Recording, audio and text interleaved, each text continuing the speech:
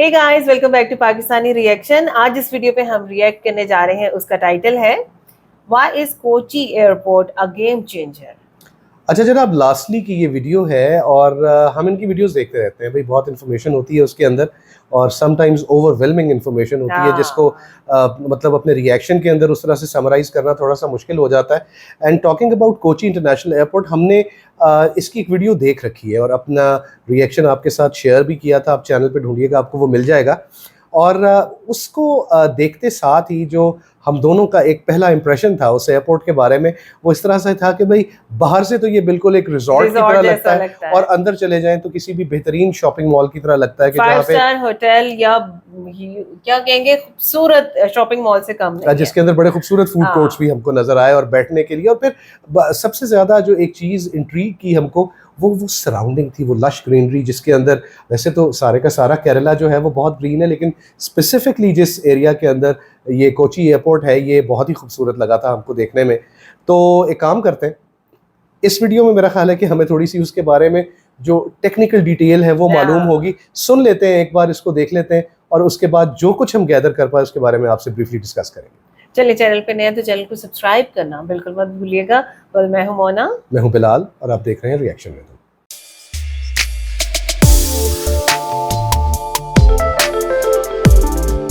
चलिए जी, वीडियो को स्टार्ट करते हैं। 3, 2, 1 and go. Kochi airport Kerala का लार्जेस्ट और देश का 8th लार्जेस्ट एयरपोर्ट है। पैसेंजर्स के बेसिस पर साल में 1 करोड़ से ज़्यादा पैसेंजर्स इसका इस्तेमाल करते हैं। 50 से ज़्यादा डेस्टिनेशंस जाने के लिए, डोमेस्टिक और इंटरनेशनल मिलाकर। इंटरनेशनल ट्रैफिक में ये चौथे नंबर पर आता है देश में, specially middle east, south east Asia और यूरोप की डेस्टिनेशंस जाने के लिए। 2.25 लाख स्क्वायर मीटर में फैले इस एयरपोर्ट में 4 टर्मिनल्स हैं, एक एक्टिव रनवे के साथ। ये काफी यूनिक एयरपोर्ट है। देश में पहला ऐसा एयरपोर्ट बना है प्राइवेट फंडिंग के साथ। 32 देशों में रह रहे 10,000 से ज्यादा एनआरआईज ने फंड किया है इसे। काफी सक्सेसफुल वेंचर रहा ये, जिसके बाद ही बाकी एयरपोर्ट्स जैसे मुंबई, दिल्ली को भी प्राइवेटाइज किया गया। इसके अलावा ये दुनिया का पहला फुली सोलर पावर्ड एयरपोर्ट बन गया जब इधर डेडिकेटेड सोलर प्लांट लगाया गया। पूरे केरला का 63% पैसेंजर ट्रैफिक सिर्फ इस एक एयरपोर्ट से गुजरता है। लेकिन ये इतना बड़ा हब कैसे बन पाया, इसके बारे में डिटेल में जानेंगे आगे।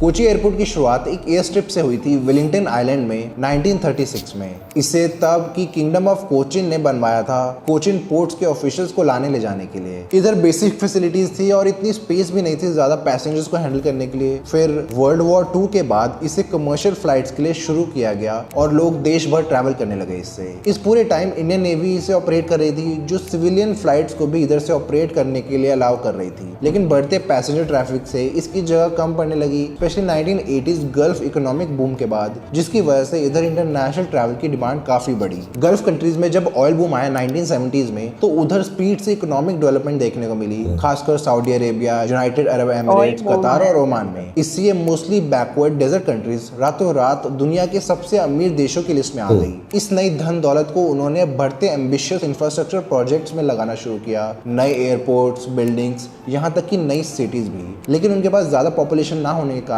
वर्कफोर्स कम पड़ गया था इतने मैसिव प्रोजेक्ट्स को अंजाम देने के लिए। इसको सॉल्व करने के लिए उन्होंने फॉरेन वर्कर्स को लाना शुरू किया दुनिया भर से, खासकर थोड़े गरीब देशों से जैसे इंडिया, नेपाल, बांग्लादेश वगैरह। शुरुआत में केरला एक बड़ा सोर्स बन गया था स्किल्ड और अनस्किल्ड लेबर के लिए इन कंट्रीज में। इन्होंने हर टाइप की जॉब्स करनी शुरू कर दी वहाँ, इंजीनियर्स, डॉक्टर से लेकर कंस्ट्रक्शन, डोमेस्टिक वर्क और सर्विस इंडस्ट्रीज में भी। 1980s और 90s में स्टेट की पॉपुलेशन का बड़ा हिस्सा माइग्रेट हो चुका था इधर और बड़े अमाउंट में पैसे केरला में अपनी फैमिलीज को भेजना शुरू किया, जिन्हें रेमिटेंसेस भी कहते हैं। ये एक बड़ा पोर्शन बना स्टेट की इकोनॉमी का भी, जब वहाँ ज्यादा इंडस्ट्रीज मौजूद नहीं थी। कोची, मलप्पुरम और त्रिवेंद्रम में real estate, education, health care और छोटे बिजनेसेस में भी बूम आया इससे स्टेट में भी बेसिक इंफ्रास्ट्रक्चर इंप्रूव होने लगा, बेहतर स्कूल्स, हॉस्पिटल्स वगैरह के साथ। इसकी सक्सेस से फिर और लोग माइग्रेट होना शुरू हुए इस जगहों पर और स्टेट ने भी इसे एनकरेज करना शुरू किया। इस बढ़ती इंटरनेशनल इंटरनेशनल ट्रैवल की डिमांड को हैंडल करने के लिए विलिंगटन एयरपोर्ट कम पड़ रहा था। हजारों लोग केरला से गल्फ के बीच रेगुलर ट्रैवल करने लगे थे,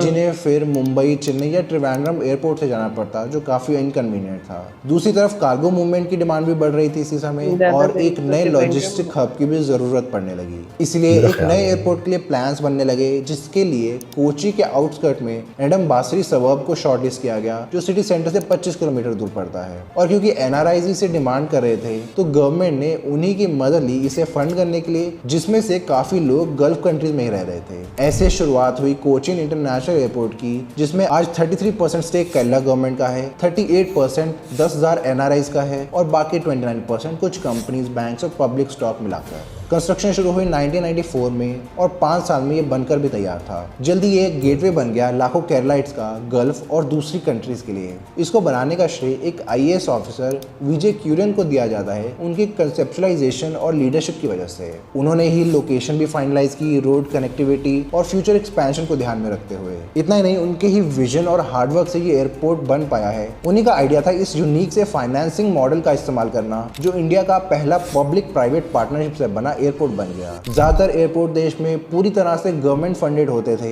और airports authority of India operate करती थी, लेकिन इसे प्राइवेट इन्वेस्टर्स और खासकर इंडिविजुअल कंट्रीब्यूशन से फंड किया गया, जो बहुत ही रेयर है आज भी। पीपीपी मॉडल यानी पब्लिक प्राइवेट पार्टनरशिप एक सक्सेस रहा है, और काफी प्रशंसा हुई इसकी प्राइवेट इन्वेस्टमेंट रेज करने के लिए गवर्नमेंट पर कम से कम स्ट्रेन डालते हुए। इसको फिर दूसरे एयरपोर्ट्स में भी अपनाया गया है देश भर में, लेकिन प्राइवेट कंपनीज के साथ। पहले साल में कोचीन एयरपोर्ट ने 10,000 पैसेंजर्स को हैंडल किया, मगर ये नंबर जल्द ही बढ़ता गया जब ज्यादा एयरलाइंस ने आना शुरू किया, जैसे एमिरेट्स, कतार एयरवेज, एतिहाद और एयर इंडिया।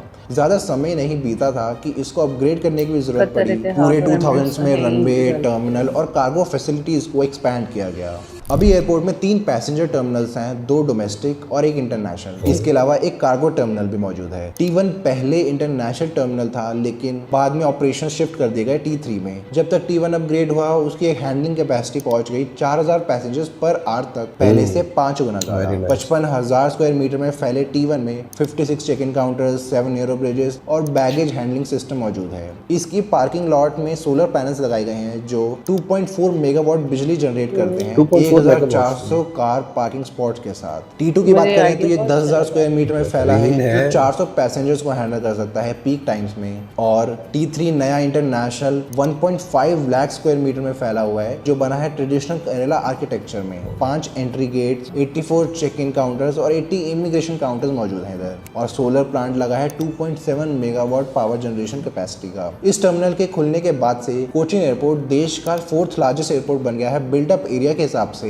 दिल्ली, मुंबई और कोलकाता के बाद। एयरपोर्ट का एक डेडिकेटेड कार्गो टर्मिनल भी है, जो देश की सबसे बड़ी कार्गो फैसिलिटीज में से एक है, 11,000 स्क्वायर मीटर में फैले होने की वजह से। इसके अलावा इधर बिजनेस जेट्स के लिए भी एक स्पेशल टर्मिनल है, देश में ऐसा सिर्फ 4था एयरपोर्ट। इसमें से चार्टर और प्राइवेट जेट्स की कस्टमाइज्ड सर्विसेज ऑपरेट करती हैं। एयरपोर्ट में ट्रैफिक स्पीड से बढ़ रहा है, जिसको फ्यूचर के हिसाब से कुछ एक्सपेंशंस और अपग्रेड की जरूरत पड़ेगी। टर्मिनल्स T1 और T3 को एक्सपैंड करके नए check in counter, security gates और लाउंजेस भी बनाए जाएंगे। एफिशिएंसी बढ़ाने के लिए नए टैक्सीवेज बनाए जा रहे हैं, जो कंजेशन कम करेंगे एयरपोर्ट में, जिससे एयरक्राफ्ट टर्न अराउंड टाइम भी कम होगा। एप्रन स्पेस जहां प्लेन्स पार्क होते हैं, उसका एरिया भी बढ़ाया जाएगा, जिससे वहां ज्यादा प्लेन्स पार्क किए जा सके, दोनों नैरो और wide body aircraft. Cargo terminals में एक लॉजिस्टिक हब भी डेवलप किया जा रहा है, जिससे ज्यादा सामान एक्सपोर्ट किया जा सके यहाँ से, स्पेशली पेरिशेबल आइटम्स जैसे फ्रूट्स, वेजिटेबल, सी फूड वगैरह। सोलर पावर की बात करें तो कोचीन एयरपोर्ट पहला ऐसा एयरपोर्ट है दुनिया में जो पूरी तरह से सोलर एनर्जी से पावर लेता है। इसकी सक्सेस देखते हुए ही एयरपोर्ट अथॉरिटी ने अपनी कैपेसिटी डबल करने का प्लान किया है, नए सोलर पैनल्स लगाकर। दिल्ली में मौजूद एरो सिटी जैसे ही कोची एयरपोर्ट के पास भी एक एयरपोर्ट सिटी प्लान की गई है। इधर business parks, hotels, shopping complexes और एंटरटेनमेंट सेंटर्स मौजूद होंगे। इन एक्सपेंशन से डेस्टिनेशंस और एयरलाइंस भी बढ़ जाएंगी इनको सर्व करने के लिए। देश के one of the fastest growing airport Hyderabad airport के ऊपर वीडियो देखने के लिए इस कार्ड पर क्लिक करें। ऐसी और वीडियोस देखने के लिए सब्सक्राइब करें। धन्यवाद।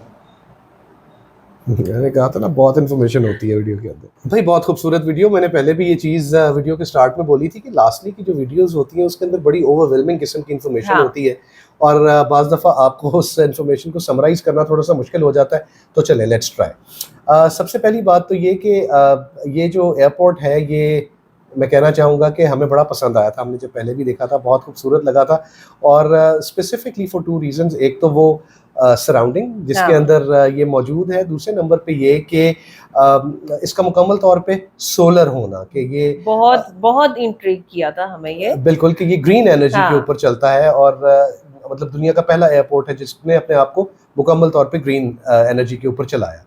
अच्छा, लेकिन हम इसके बारे में डिटेल्स नहीं जानते थे, सो उसके बारे में हमें आज पता चला कि शुरुआत जो थी पहले एक छोटी सी एयर स्ट्रिप के ऊपर से थी, जो कि बेसिकली अब मतलब कोई इतना ज़्यादा पैसेंजर हैंडलिंग नहीं कर सकती थी। फिर आहिस्ता आहिस्ता जो टर्निंग पॉइंट आया इसके लिए वो ये था कि जिस वक्त गल्फ़ के अंदर एक वो ऑयल का जो है दरियाफ्त होने के बाद एक वो ऑयल बूम आया, उन्होंने वो कहा, इकोनॉमिक हाँ। बूम आया वहाँ पे, तो डेफिनेटली अब हम गल्फ़ को जिस मतलब तरीके से हम देखते हैं, डेफिनेटली वो अरब्स ने तो उसको सिर्फ और सिर्फ वहाँ पे इन्वेस्टमेंट्स की हैं। बेसिकली वहाँ पे काम जो है वो तो यहीं के सब कॉन्टिनेंट के लोगों ने किया। इंडिया हो गया, पाकिस्तान हो गया, बांग्लादेश हो गया, और अब मतलब यहाँ पे इवन हम पाकिस्तान में ये चीज़ देखते हैं कि कुछ ऐसे शहर मौजूद हैं जो कि ऑलमोस्ट हर दूसरे घर का बंदा जो है वो गल्फ़ के अंदर काम कर रहा है, फिर आगे उनके बच्चे भी अब यही कुछ कर रहे हैं। सो उनको वहाँ पे लेबर की ज़रूरत थी, लेबर, स्किल्ड लेबर की। सो उन्होंने बताया इसके अंदर कि केरला से भी बहुत से लोग जो है, बहुत सी फैमिलीज़ वो वहाँ पे गई, उन्होंने जाके वहाँ पे काम किया, और उसके बाद उन्होंने वहाँ से जो वो अपनी होती हैं रेमिटेंसेस, वो उन्होंने यहाँ पे केरला वापस भेजी कोची में।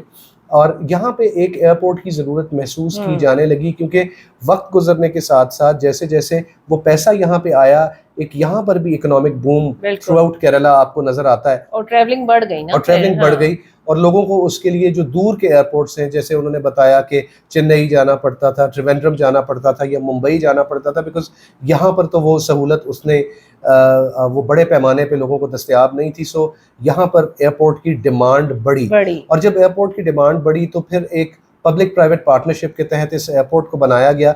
और हम ये चीज़ देखते हैं कि 10,000 के करीब एनआरआईज जो कि 38 मुल्कों के अंदर रहते हैं, उन्होंने यहाँ पर इस एयरपोर्ट को फंड करने के लिए जो है मतलब यहाँ पे पैसे भेजे, और उन्होंने कुछ प्राइवेट इंस्टीट्यूशंस जो थे उनको भी बीच में इन्वॉल्व किया, और फिर जो लोकल केरला गवर्नमेंट है उन्होंने भी किया, और मिल मिला के इस एयरपोर्ट को बनाया गया। ये जेस्चर मुझे बड़ा अच्छा लगा कि भाई आपने गवर्नमेंट की खुद मदद की है एक प्रोजेक्ट को तैयार करने के लिए। डेफिनेटली ये चीज़ है, मतलब आप जो है मतलब प्राइवेट कंपनीज को तो हम देखते हैं कि वो मतलब अपना एक हिस्सा वो डालती हैं, और उस बिज़नेस का एक शेयर होता है उनका उसके अंदर।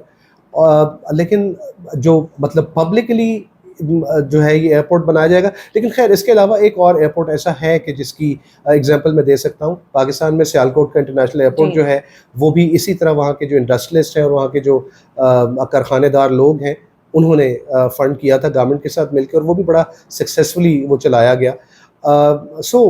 मतलब ये एक बैकग्राउंड स्टोरी जो है वो इस एयरपोर्ट की ये है। और फिर जो एक इंट्रीगिंग चीज़ थी इसके अंदर, वो जिस तरह मोना ने कहा कि इसका सोलर के ऊपर होना, और जो है वो 2.4 के 2.3 मेगावाट्स का उसका अपना एक पावर जनरेशन प्लांट है, जिसका उन्होंने बताया कि वो उसको मज़ीद जो है वो मतलब एक्सपैंड कर रहे हैं, उसको डबल दी कैपेसिटी कर रहे हैं।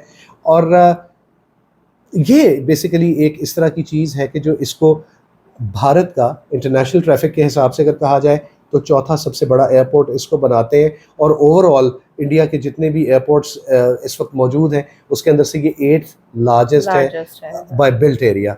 सो 1 करोड़ से ज़्यादा पैसेंजर्स को ये इस वक्त हैंडल करता है, और बेहतरीन और कमाल की सर्विसेज यहाँ पे बेसिकली मेरा ख्याल है कि अभी तक एयर इंडिया के अलावा बाकी जिन एयरलाइंस की बात की वो सब मुझे आप करेक्ट कीजिएगा, वो शायद गल्फ़ ही बेस्ड जो कंपनीज़ हैं वो सारी की सारी एयरलाइन कंपनीज़ हैं जो कि यहाँ पे मतलब आते हैं जिनके एयरक्राफ्ट्स। लेकिन ऑल इन ऑल अगर एयरपोर्ट की बात की जाए तो बहुत ही खूबसूरत एयरपोर्ट है, और इसका सबसे ज़्यादा जो मतलब इंट्रीग करने वाले पॉइंट्स हैं वो एक तो इसका मुकम्मल तौर पे सोलर एनर्जी होना है, और दूसरे नंबर पे पब्लिक प्राइवेट जो पार्टनरशिप के तहत एक एयरपोर्ट को चलाया जाना है। ये दो बड़े खूबसूरत और बड़े इंट्रीगिंग पॉइंट्स थे इस एयरपोर्ट के लिए। एनीवेज ये हमारा रिएक्शन था जी कोची इंटरनेशनल एयरपोर्ट के ऊपर। हमें तो ये वीडियो बहुत पसंद आई, और उन्होंने अपनी वीडियो के एंड में हैदराबाद कि इंटरनेशनल एयरपोर्ट के बारे में भी बात की। हम कोशिश करेंगे कि उस वीडियो को भी आपके साथ शेयर करें और अपना रिएक्शन जो है वो आपको बताएं कि हमें क्या समझ आई है उस एयरपोर्ट की। फिलहाल आप इस वीडियो के बारे में बताइएगा आपको ये वीडियो कैसी लगी। अगर पसंद आई हो तो वीडियो को लाइक कीजिएगा, चैनल को सब्सक्राइब कर दीजिएगा। मिलते हैं आपसे अगली वीडियो में, अपना बहुत ख्याल रखिए।